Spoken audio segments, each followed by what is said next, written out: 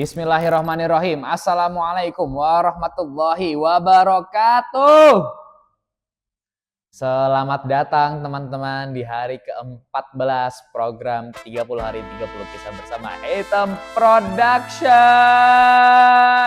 Kita akan bercerita tentang tentara yang menginspirasi gue untuk menjadi kuat. Ya, tentara yang menginspirasi gue bahwasanya I can achieve more than what I did. Ya. Hari ini kita akan bercerita tentang Mamluk, tentara budak yang berhasil menjadi penguasa Mesir. Ya. Coba kalian tahu apa perbedaan antara Mamluk dan Mamlakah ya? Kalau Mamlakah itu kerajaan ya. Kalau Indonesia kan Republik Indonesia, kalau Arab Saudi kan itu kerajaan Arab Saudi, maka ditulisnya itu Mamlakatul Arabiyah As-Saudiyah. Mamlakah itu arti kerajaan. Sekarang kita akan bercerita tentang Mamluk ya. Gue akan sedikit membawa kalian tentang kepada asal usul Mamluk ini ya. Mamluk ini itu berasal dari kata mamluk yang artinya dimiliki ya, atau budak. Kalau misalnya bahasa Inggrisnya ya berarti slave ya, atau ya budak, sewajarnya budak ya. Dirujuk kepada kelompok tentara yang awalnya itu terdiri dari budak-budak yang direkrut dan dibawa ke dunia Islam, terutama ke wilayah Mesir dan Syria ya. Mereka adalah budak-budak yang sebagian besar itu berasal dari Turkistan, terus ras Kaukasus, terus Eropa Timur, diambil dan dipaksa untuk menjadi prajurit. Nah, prosesnya ini tuh kalau nggak salah itu berlangsung pada abad 9 ya, abad 9 sampai abad 12 atau 14. Nah, sejumlah penguasa Islam mulai memperkenalkan penggunaan budak itu sebagai tentara-tentara yang elit. Ya, nggak mau tentara yang eman-eman doang. Ya. Mereka itu awalnya nggak lebih dari sekedar budak doang, ya, budak militer yang dilatih untuk menjadi tentara. Namun melalui pelatihan yang sangat intensif, ya, mendukung integrasi mereka sebagai seorang tentara. Ya, mereka menjadi pasukan yang sangat terlatih dan setia. Ya, keterampilan militer itu yang menjadi perbedaan Mamluk dan tentara biasa. Nah, sekarang gue pengen ngomong sedikit tentang apa sih yang menjadi kekuatan khusus dari Mamluk ini ya. Pada dinasti Ayyubiyah ya, awal abad ke-12 ya, tentara Mamluk itu berkembang pesat banget ya. Mulai memainkan peran penting dalam struktur militer Islam. Salah satu penguasa yang terkenal memanfaatkan kekuatan Mamluk itu adalah Sultan, siapakah dia? Ya, kita cerita di beberapa hari yang lalu, yaitu Sultan Salahuddin Al-Ayyubi. Ya, memimpin pasukan muslim dalam merebut kembali Yerusalem dari tentara salib pada tahun 1187 Masehi. Mamluk dilatih dengan disiplin tinggi, memainkan peran-peran penting dalam kemenangan Salahuddin Al-Ayyubi. Meskipun Mamluk itu awalnya hanya seorang budak, ya, mereka ini tuh mendapatkan kekuasaan dan pengaruh yang sangat besar. Ya. Hal ini tuh terlihat dari masa ke masa. Ya. Masa pemerintahan dinasti Mamluk ya, dimulai pada tahun 1200-an Masehi ya, setelah menggulingkan dinasti Ayyubiyah. Ya. Mereka ini awalnya hanya budak militer, namun mulai menguasai struktur pemerintahan dan akhirnya membentuk salah satu dinasti yang paling kuat dan sangat berpengaruh, influence besar dalam sejarah Islam. Ya, dinasti Mamluk ya, di Mesir, mereka itu berkuasa di Mesir, merebut Sultan Ayyubiyah, mendirikan dinasti Mamluk, bertahan hampir 250 tahun. Ya, tahun 1500-an ya, dinasti Mamluk memerintah Mesir, Suriah, dan Palestina ya, menjadi kekuatan utama dalam dunia Islam dan dunia Mediterania.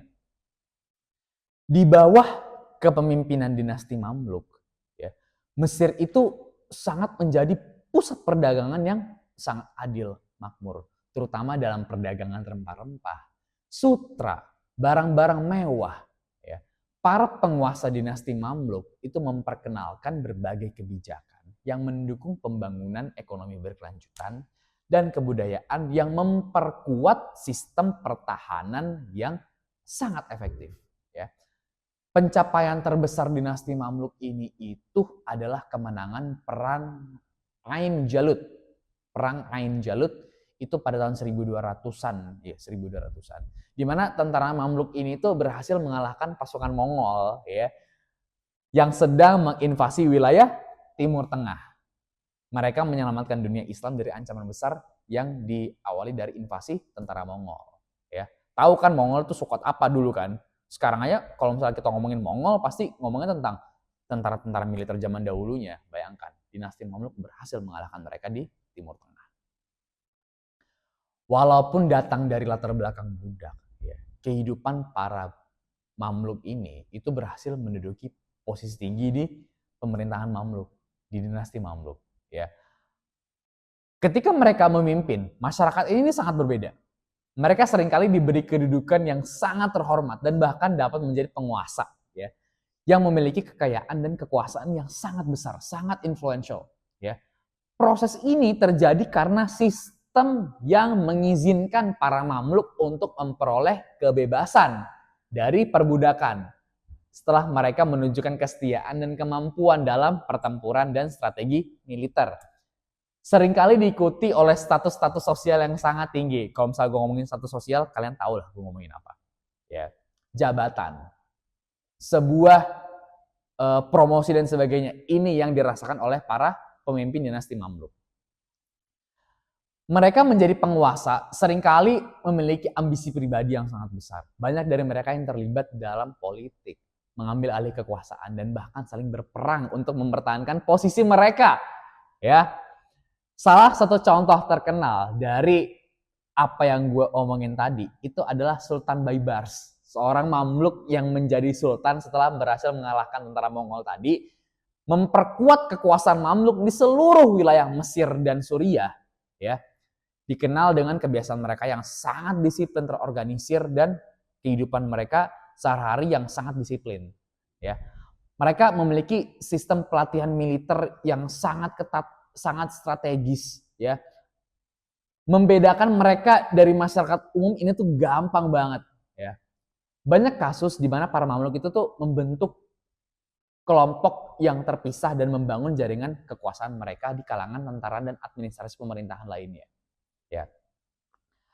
Dengan pemerintahan ini, ya, influence mereka itu sangat besar dalam dunia Islam. Ya. Dinasti Mamluk ini tuh dikenal dengan kontribusinya yang signifikan dalam dunia Islam, baik dalam bidang kebudayaan, arsitektur, ilmu pengetahuan, cendekiawan dan sebagainya. Mamluk ini tuh memperkenalkan kebijakan yang membangun madrasah, ya, sistem keuangan yang sangat terstruktur, mendukung kegiatan-kegiatan intelektual. Ya. Beside that, Mamluk itu dikenal juga pencapaian besar dalam bidang arsitektur. Ya. Mereka adalah salah satu pelopor yang melopori Kairo sebagai ibu kota Mesir karena arsitekturnya yang sangat kuat. Ya. Banyak bangunan bersejarah di Kairo, ya, masjid-masjid, istana dan sebagainya. Yaitu dibangun dari dinasti Mamluk. Ya. Pencapaiannya itu kalau nggak salah yang paling besar itu kompleks Masjid Sultan Hasan, ya, itu di Kairo, yaitu arsitektur Islam yang sangat besar, sangat berpengaruh di zaman modern sekarang, ya. Itu dibangun di dinasti Mamluk. Ya, kita lihat seberapa besar pengaruh mereka di zaman kemarin, ya, zaman dahulu. Sekarang kalau misalnya kita ngomongin kehancuran dinasti Mamluk, dia itu awal mundur itu kalau nggak salah ya abad 14-an, abad 15-an, ya. Diinvasi oleh pasukan Ottoman Empire, ya, di bawah Sultan Selim pertama, ya. Walaupun sudah diinvasi, ya, Mamluk ini tetap hidup dalam sejarah Islam, khususnya di bidang militer dan kebudayaan. Mereka menunjukkan bahwasanya budak yang dipandang sebagai kelas rendah dalam masyarakat dapat bangkit lagi kembali, menjadi pemimpin yang sangat berkuasa, berpengaruh, membawa perubahan besar dalam peradaban Islam. Ya. Kehidupan para Mamluk ini itu membuktikan bahwasanya status sosial yang sekarang kalian pegang itu tidak mencerminkan kalian di masa depan. Ya. Mamluk ini tuh berasal dari budak, pelatihan yang ketat, militer tentara yang sangat keras. Namun mereka berhasil mengubah nasib mereka 100%, 90 derajat. menjadi penguasa yang sangat dikenang di zaman Islam dan sejarah dunia. Ya, bagaimana menurut kalian? Apa yang kalian bisa ambil dari pelajaran ini? Gue sih udah ngambil banget ya pelajaran apa yang bisa gue ambil dari jabatan, promosi dan sebagainya. Di mana keberhasilan para Mamluk untuk memutarbalikkan keadaan dari budak menjadi pemimpin. Ya, apakah kalian bisa mempertahankan hal tersebut? Ya, silahkan komen di bawah. Jangan lupa kalian beritahu kami juga apa yang kalian ingin dengarkan setelah ini. Jangan lupa like, comment, share, and subscribe video ini. Subscribe video channel YouTube Hitung Production. Jangan lupa follow kami di semua akun media sosial kami, di Instagram, TikTok, dan sebagainya. Gue Muhammad Atsir, pamit undur diri. Kurang lebihnya mohon maaf. Wallahul muwaffiq ila aqwamit thoriq. Wassalamualaikum warahmatullahi wabarakatuh.